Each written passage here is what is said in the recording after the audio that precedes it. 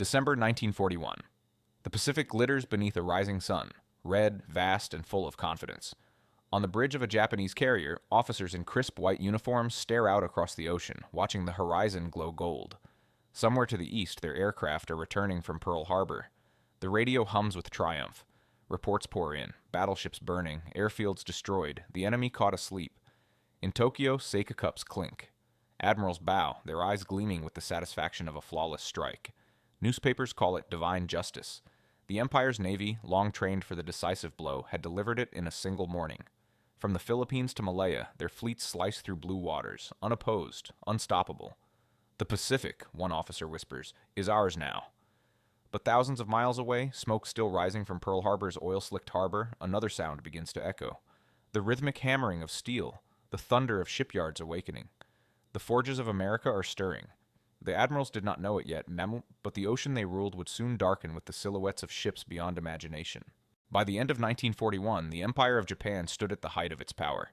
Its fleet, the Imperial Japanese Navy, the pride of a rising industrial empire, stretched from the mist of Hokkaido to the coral seas of the South Pacific.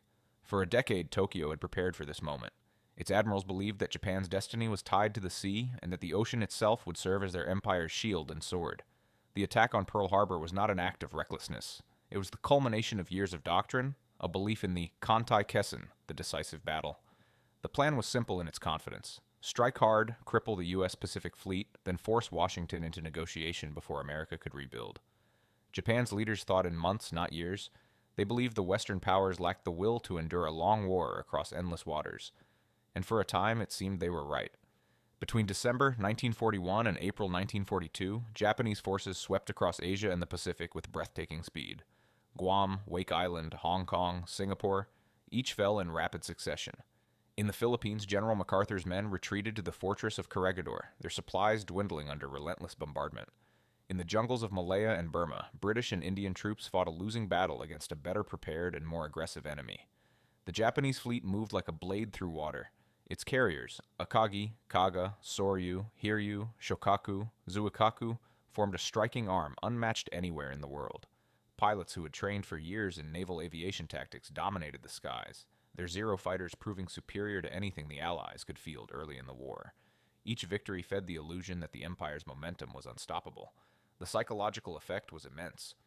For the first time in modern history, Western naval power had been humiliated by an Asian empire. Tokyo's newspapers printed victory maps with new red lines every week. In the imperial court, officers presented trophies from captured territories. Across Japan, citizens bowed toward the emperor's portrait, believing that divine favor had guided the nation's hand. Yet beneath the pride lay a flaw that no celebration could hide. Japan's victories had been spectacular, but they were also fragile. Every success carried the seeds of exhaustion. The empire had extended its reach across 1,000 islands, demanding constant fuel, ammunition, and men. Its industry, though skilled, was small compared to the behemoth it had awakened across the Pacific. At home, the rationing began. Factories ran at full speed, but oil reserves were dwindling. Each ship burned tons of fuel each day. Each aircraft carrier required convoys to feed it. Japanese planners had calculated that their oil stockpiles would last about 2 years, if everything went perfectly. But war has never honored perfect plans. Still, in early 1942, confidence ruled. Admiral Isoroku Yamamoto, architect of the Pearl Harbor attack, watched events unfold with measured satisfaction. He knew the United States would retaliate, but he believed Japan's only hope lay in striking again before American industry could recover. His words to the naval staff were clear. "We must win decisive victory within the first 6 months of the war." It was a prophecy and a warning. Beyond those 6 months lay uncertainty, the kind that even the most disciplined admirals could not command. As spring turned to summer, Japanese forces looked eastward once more. Their next objective was not a base or an island, but control of the entire Pacific itself. They planned to lure what remained of the U.S. fleet into one final, annihilating engagement. A grand confrontation that would cement the Empire's place as master of the ocean. But as Japanese admirals charted their next offensive, the sound of celebration still echoed through their halls. And in that sound, the first whispers of overconfidence had already begun. Because far across the Pacific, in California, Washington, and the Gulf Coast, the silence of America's docks was gone.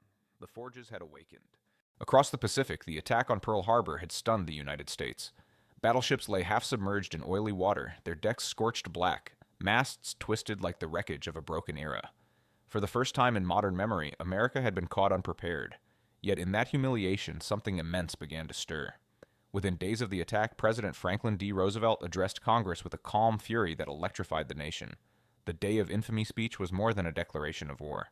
It was a signal to industry, to workers, to farmers and shipwrights that the full weight of America's power would now turn outward. Factories that had built automobiles shifted overnight to tanks, bombers, and engines.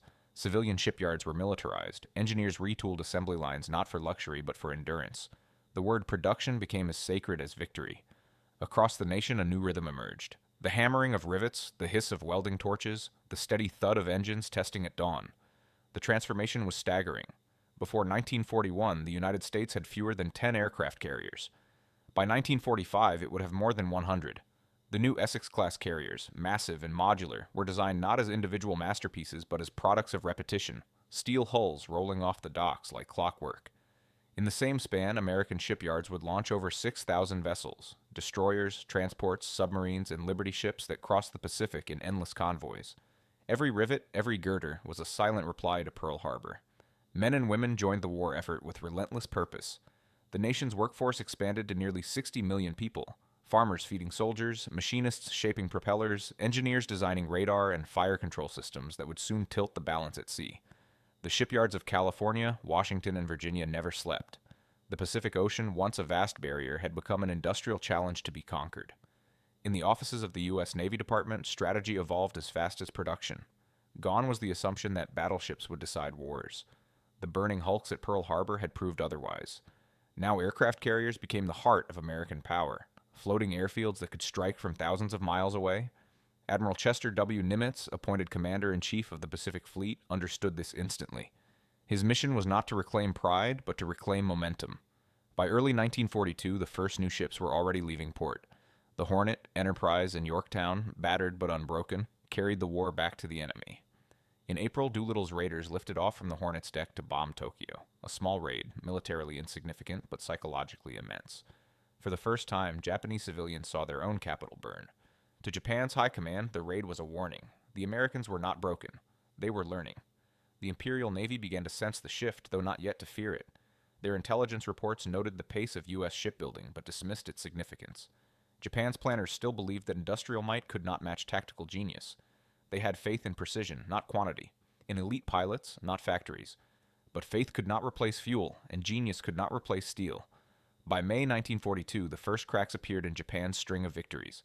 The Battle of the Coral Sea, the world's first carrier-versus-carrier engagement, ended without a clear winner, but strategically it halted Japan's advance toward Australia. For the first time, Japanese admirals withdrew from battle without victory.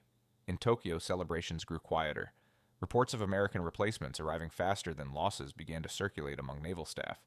Yamamoto pressed forward with his plan to destroy the remaining U.S. carriers in one decisive blow. A strike at Midway Island, deep in the Central Pacific. He believed the plan flawless, built upon the same confidence that had carried Japan through its early conquests. But this time, the enemy would not be caught unprepared. In darkened rooms in Hawaii and Washington, American codebreakers were listening. The Japanese plan, its dates, targets, and fleet composition, was already being read in secret, and as the Japanese fleet prepared to sail toward Midway, the oceans around them were no longer empty. They were beginning to fill with the first shadows of America's return. While Japanese officers toasted victories, American workers transformed their nation into an arsenal. Across California's coast, cranes swung night and day.